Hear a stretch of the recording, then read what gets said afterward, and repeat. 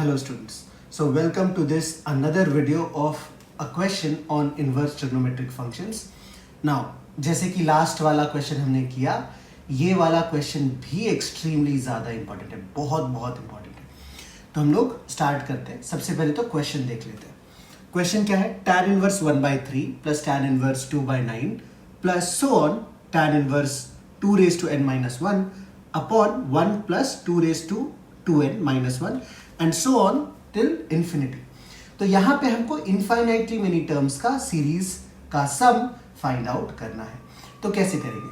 तो स्टूडेंट्स देखो, जब भी tan इनवर्स का सीरीज का क्वेश्चन आता है उसमें जनरली हम tan inverse a minus tan inverse b का फॉर्मूला यूज करते हैं.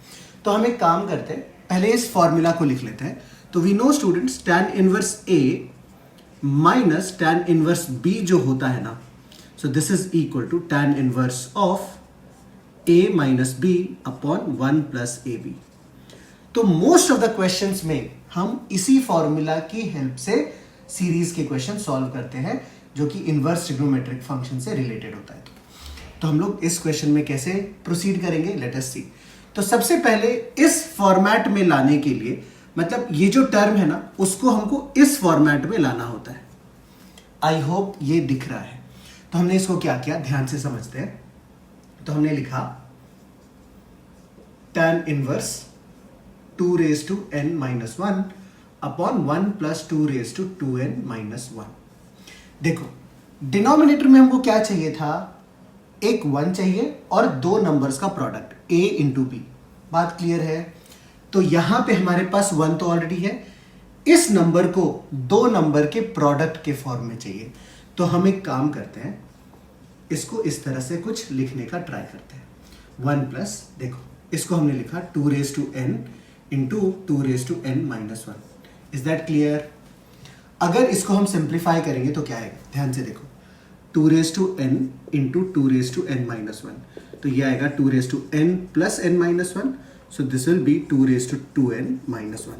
तो हमने डिनोमिनेटर को जो है 1 प्लस ए बी के फॉर्म में तो लिख लिया. अब हमको ये चेक करना है कि क्या इनका difference 2 raised to n minus 1 आता है. इनका डिफरेंस क्यों? क्योंकि ऊपर में न्यूमरेटर में हमको a माइनस बी चाहिए. तो हमने लिखा 2 raised to n minus 2 raised to n minus 1. इसको अगर हम सिंप्लीफाई करते हैं तो दोनों में से क्या कॉमन आ जाएगा? दोनों में से 2 raised to n minus 1 common आ जाएगा.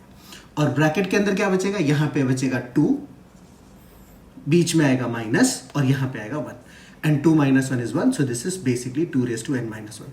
तो 2 raised to n minus 1 जो था ना यहां पे, उसके बदले हमने ऐसा कुछ लिख दिया. तो आई होप समझ में आ रहा होगा कि कैसे ये जो टर्म दिया हुआ था ना हमारे पास, उसको हमने a minus B upon 1 plus A B के फॉर्म में कन्वर्ट किया.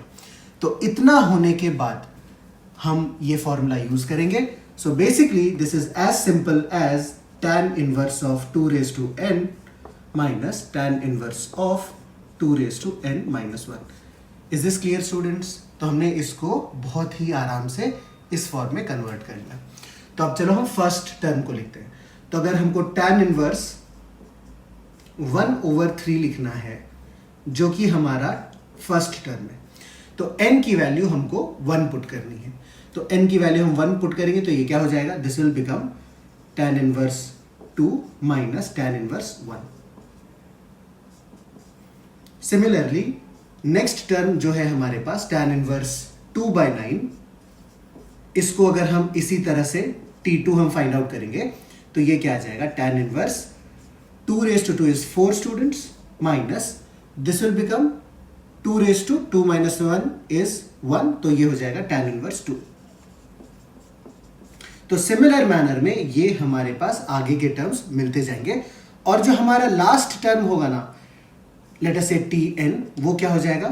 tan inverse 2 raised to n minus tan inverse 2 raised to n minus 1. तो ध्यान से देखना स्टूडेंट्स, बहुत ही इंपॉर्टेंट क्वेश्चन है. तो यहां तक हमने ढूंढ लिया एंड फाइनली हमको n को इंफिनिटी पुट करना पड़ेगा because the number of terms here is infinity. तो अगर हमने सारे टर्म्स को ऐड कर दिया, ध्यान से देखना, तो हम इस तरह से सारे टर्म्स कैंसिल कर सकते हैं।